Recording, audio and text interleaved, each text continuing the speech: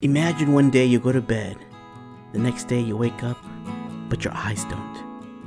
You're blind. Not only are you blind, but you're frightened. You're terrified.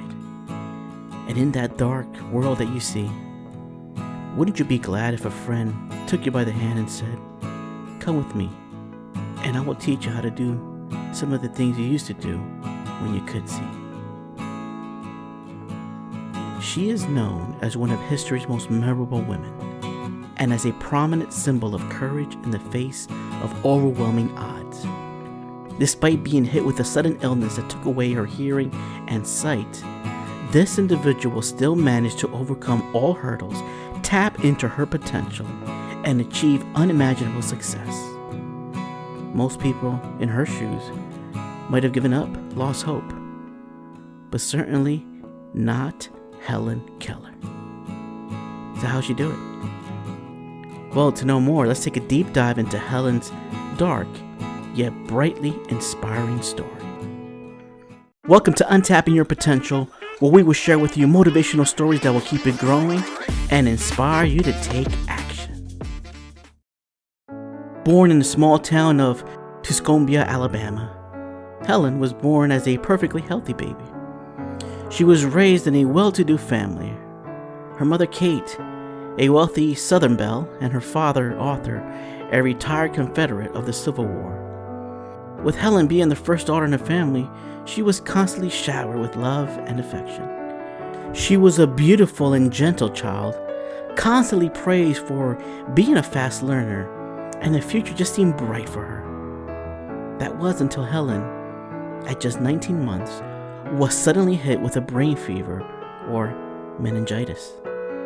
Local doctors were certain that she would not survive, but against all odds, Helen survived, only in exchange for her ability to hear and see. Her bright future was replaced with silence and complete darkness. When I awoke and found that all was dark and still, I suppose I thought it was night, and I must have wondered why the day was so long coming. Gradually, however, I got used to the silence and darkness that surrounded me, and forgot that it had ever been day. In the first 3 months after this dreadful event, Helen's life was awfully mundane and boring. Being blind and deaf made the young girl to be idle all day, not knowing what else to do. Even Helen herself wasn't aware if there was anything to do at all. She knew little to nothing. She had no way of communicating with those around her, except for a few imitative signs that she made for herself.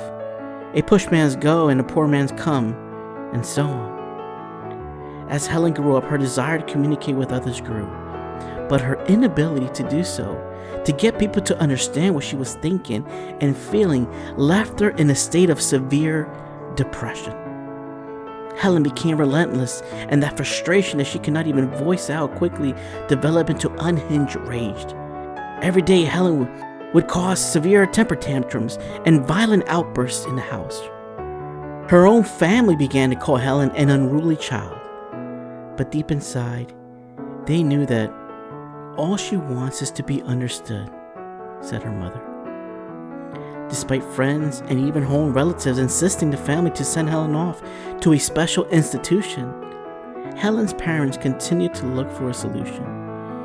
And it wasn't until at the age of 6 that Arthur, Helen's father, learned of a doctor who had presumably been able to restore the sight of blind people. And desperately wanting their child to live normally once again, the family took their chances. They drove all the way to Maryland from Alabama to meet a doctor named Julian Chisholm, only to be given the bad news that there was nothing that could be done to fix Helen's eyesight. She would forever see darkness and nothing past this darkness. But pitying the family, Dr. Chisholm tried to give them hope. He referred them to Alexander Graham Bell, a man who was then known to specialize in helping deaf children communicate. Now his name might ring a bell, no pun intended. Alexander is also known as the proud inventor of the phone. The family met up with Alexander, and he suggested they write to the Perkins Institute for the Blind in Boston and request a tutor for Helen. Just months later, one of the Institute's known star pupils was assigned to fly from Boston to become Helen's teacher. The most important day I remember in all my life is the one in which my teacher, Anne Mansfield Sullivan, came to me. Now, their first meeting was nothing short of unwelcoming. When Anne first came to hug Helen in greeting, she was pushed off and surprised by Helen's strength. The following day, Helen knocked out her front tooth in a fit of rage, and this was just the beginning. But soon after that, Anne began to recognize a pattern in Helen's behavior. She realized that the very reason why the child was stubborn was because she was constantly pampered by her parents. Now, you can't deny a parent's love for the child. The love of Helen's parents became a burden for her development. Anne knew that to make further progress, she would have to separate the child from her parents. And so she did.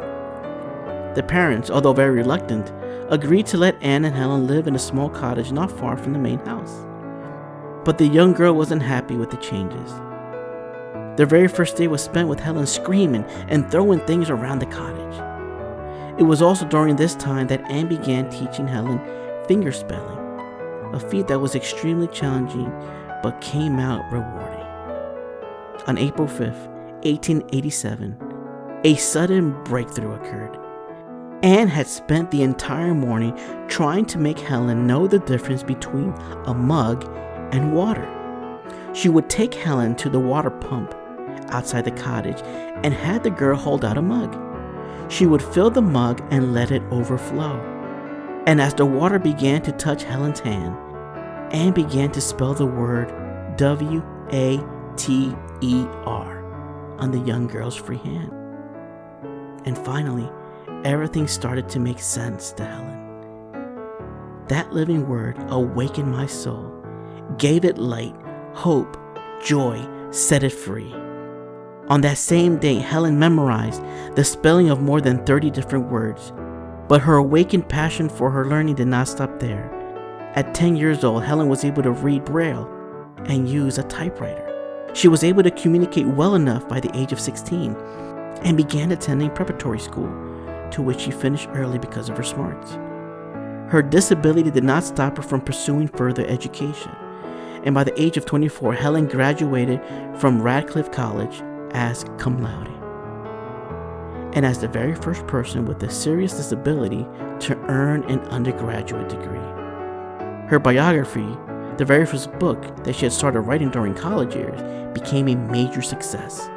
With her newfound popularity, several people from all around the world began asking for Helen to write more articles, attend presentations, and join engagements, all of which were intrigued and inspired by her life story.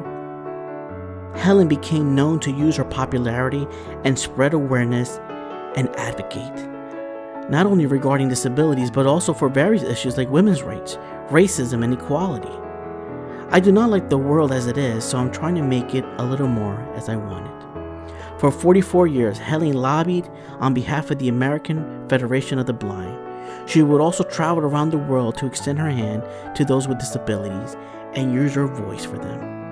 In the early 1960s, Helen's life story was adapted into the Broadway show Miracle Worker, which then earned an award for its great storytelling.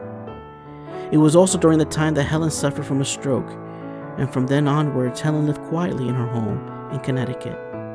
She died peacefully in her sleep on June 1st, 1968, just weeks before her 88th birthday. Her ashes were placed next to her dearest companion and teacher, Anne Sullivan, in the Washington Cathedral St. Joseph Chapel.